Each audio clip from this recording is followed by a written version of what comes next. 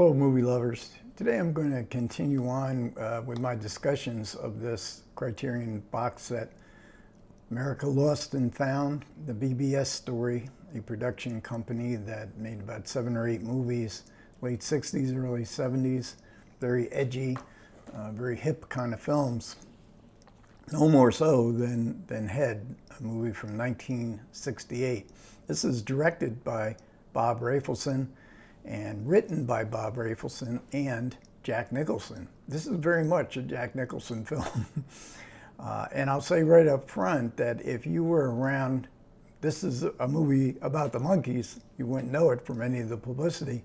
But if you were around when the Monkees were popular, as I was, I very much remember the 2-year television show and the hit records that they had. But if you remember all that, the commentary on here by the Monkees, recorded in 2010, is really outstanding. One of the best commentaries I've listened to recently. And unfortunately, 3 of them have passed away since that commentary was recorded. Mickey Dolenz is still with us, and of course Nicholson and Bob Rafelson. I believe he's like 90 years old. It was the Monkees were a singing group, a recording artist that had '1 records for a couple of years. Last Train to Clarksville, and I'm a Believer, I believe, was another one. And the TV show was put together mostly by Rafelson. He hired actors, they became the group. Again, it was on for 2 years. Rafelson always wanted to be a movie director. He didn't direct, I don't know how many, if any, he directed of the television shows, but he wanted to be a movie director, and he thought this would be, after 2 years, the show wasn't going to go on. The Monkees didn't want to go on with it any longer. They were becoming sort of the butt of jokes because they were sort of a symbol of the establishment taking over the counterculture in a kind of manufactured kind of singing group. But Rafelson wanted to do a movie he thought that would be a good wrap-up for them. Now the show was based very much on Richard Lester's 2 Beatle movies, Hard Day's Night and Help. There was a lot of anarchy in it, but it was sort of fun. It was sort of lightweight. It appealed to young kids. The movie is different. The movie is sort of an avant-garde movie. The Monkees are basically the same characters, but it's weightier, it's darker. It was meant, maybe Rafelson says in an interview in the supplements, he says, you know, we're killing off the idea. We were done with it, but we had to go out. They had been a success on television and as recording artists. Let's make a movie about it.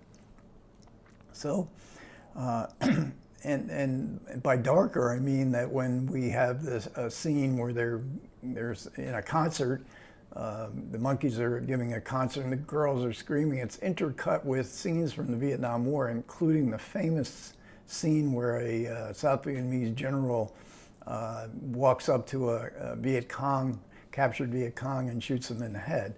And they use that twice in the movie. Definitely not a movie for little kids.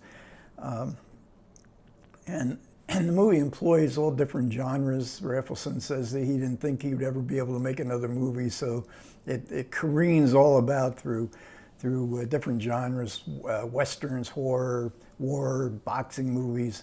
But it's all layered with a great bit of psychedelia, and this was the age of psychedelia and psychedelic effects, the age of drugs.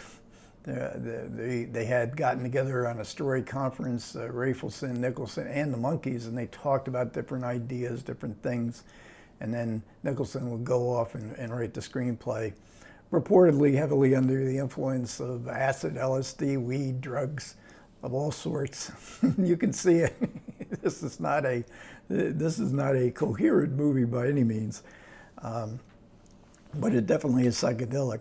And they don't use any of the Monkees songs, the hit songs. The Monkees do the songs in this movie, but they are not hit songs. And there's some pretty good songs in here. The Porpoise song, which is the opening song, is a beautiful song co-written by Carole King.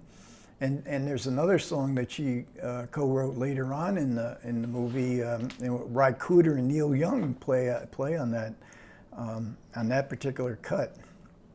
The movie's also interesting for all the cameos in it. I mean, it's just so much fun just to spot all these people. Ned Funicello from the beach movies and the Mouseketeers. I remember when she was a little girl and I was a little boy, she was the original Mouseketeer on television. Frank Zappa turns up leading a cow. He was a fan of the Monkees. I think he even appeared on one of the episodes, the TV episodes. Tim Curry steals the show. He is just so wacky and out there, playing all kinds of different characters and all these different kind of genres.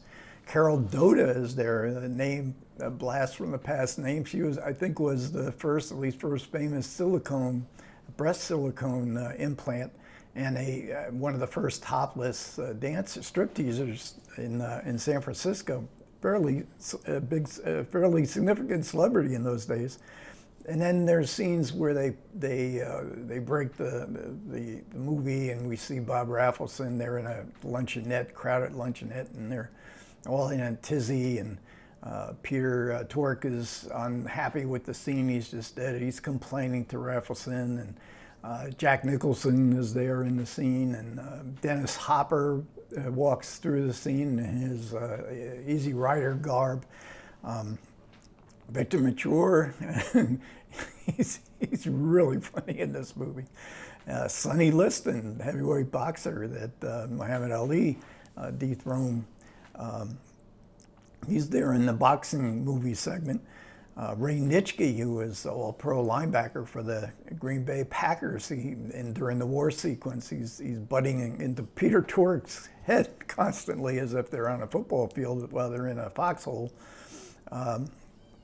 We get a great Italian character actor Vito Scotti in the war segment, and a character they call I Vitelloni. We also get old standby Percy Helton, and he was known, you would know him as soon as you see him. He was known for just, one little scene, 2 little lines, which he has here. He delivers a message. He's chained to a beautiful young woman. As he delivers his message, delivers his one line. And in the scene in the luncheonette, we have a man dressed up as a woman as the waitress. And her voice, I mean, I thought Thelma Ritter was the voice, but I couldn't find Thelma Ritter having dubbed the voice. She was still alive in 1968. If not, boy, whoever was doing an impersonation of Thelma Ritter was doing a great job. If anybody knows that was actually Thelma Ritter doing the post-dubbing of this waitress, let me know.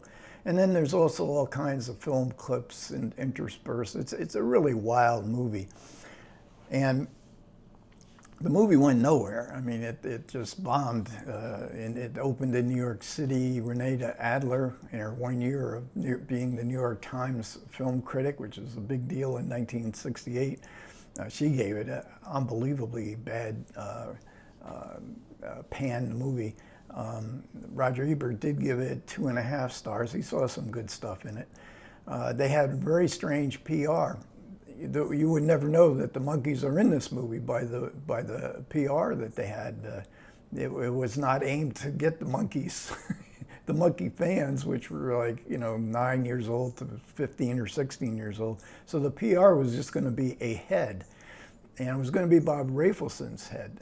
But when they were he was going to sit down to take the picture. Rafelson said, I want to see what this might look like. So the PR man sat in the chair. Rafelson took the picture, and this is the head that's on the official poster. That's actually the PR man for the movie.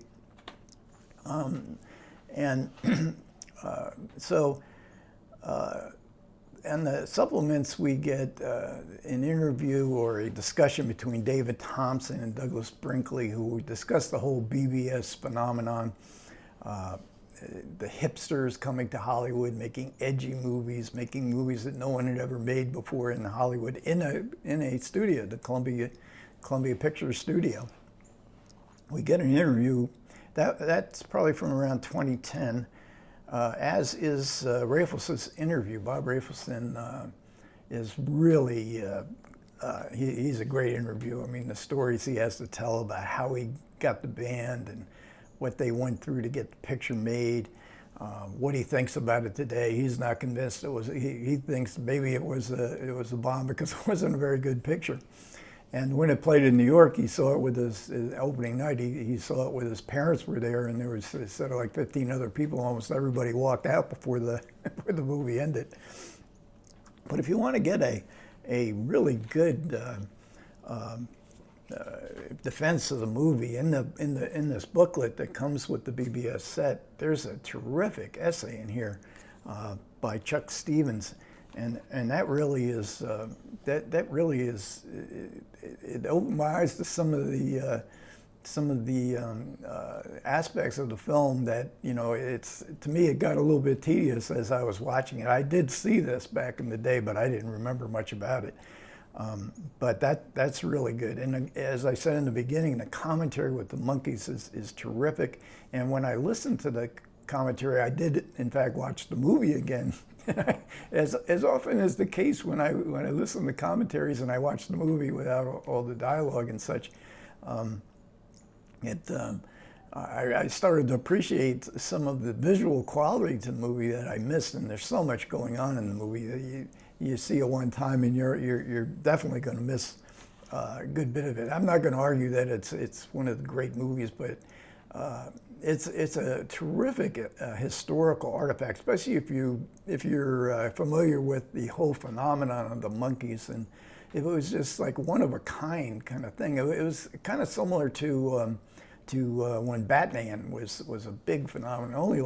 I think that one only lasted a couple of years too. I remember it was so big they were doing 2, and they might have even did 3 episodes a week, but then it just died out.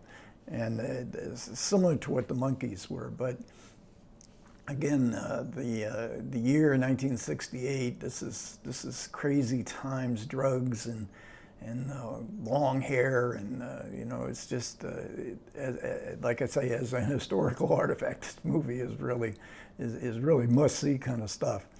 Okay, thanks a lot for everybody who managed to listen to me. I do appreciate it. Comments are always welcome. Take care.